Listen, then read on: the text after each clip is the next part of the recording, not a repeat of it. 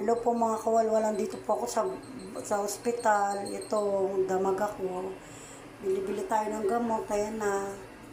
Maya-maya ligo ko kasi wala akong ano.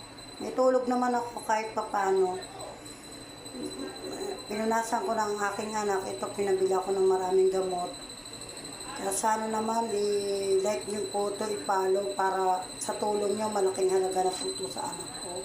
Sa tulong nyo po, i-share nyo lang po mga video ko. Ito po, pinabili na naman po ako ng host. Marami pong pinapagawa sa amin, mga laboratory, gamot.